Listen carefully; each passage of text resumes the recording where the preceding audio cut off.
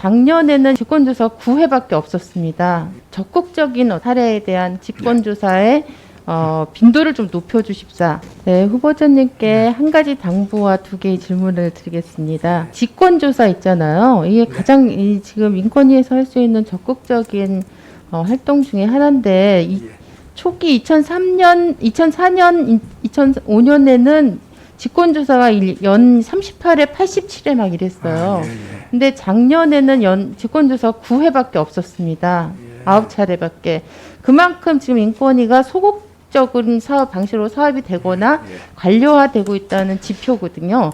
그래서 위원장이 되시면 적극적인 사례에 대한 개입을 좀 해주십사. 직권조사에 빈도를 좀 높여주십사 당부고요. 또 하나는 이게 우리가 뭐 밥 먹거나 씻거나 잘 때 안방에서 거실 갈 때 돈 내지 않잖아요. 우리는. 근데 이거 할 때마다 돈을 내는 사람들이 있어요. 그게 누구냐면 장애인이에요. 활동 지원 보조 제도라고 하는 게 바로 장애인이 밥 먹을 때, 머리 감을 때, 이동할 때마다 돈을 사실은 비용을 지불하는 거거든요. 그래서 장애인한테는 제가 볼 때 이 활동 보조는 사실은 이게 복지의 문제가 아니고 기본권에 관한 문제라는 생각이 들어요.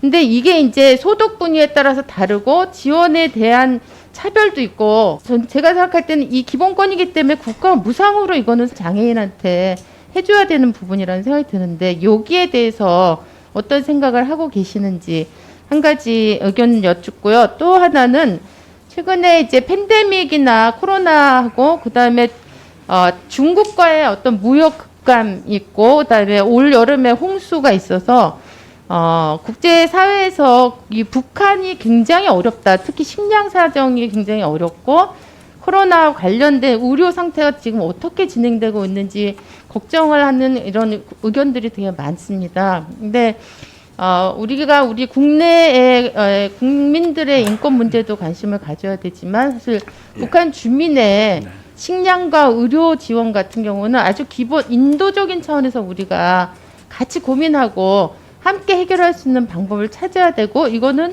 인권위에 되게 중요한 어떤 사업 영역 중에 하나라고 생각합니다.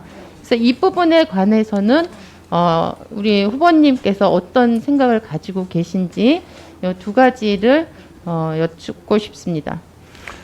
알겠습니다. 가급적 최대한 짧게 한번 해보겠습니다. 먼저 장애인 활동 지원 보조 그 위원님 지적하신 거에 저도 공감하는 생각이고요.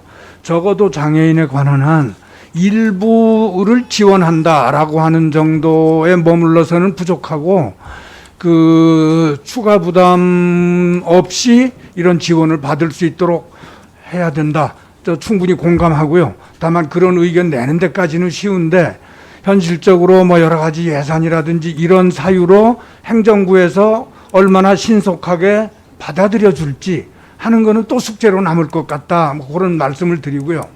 북한 인권, 팬데믹 상황, 의료 지원 이런 문제에 관해서는 그런 필요성이 있다라고 하는 거에 전 뭐 충분히 공감을 하고 제 개인적인 희망을 얘기를 하면 비록 남북한 사이의 관계가 경색이 되는 경우에도 최소한 인도적 지원의 흐름은 끊어지지 않았으면 좋겠다.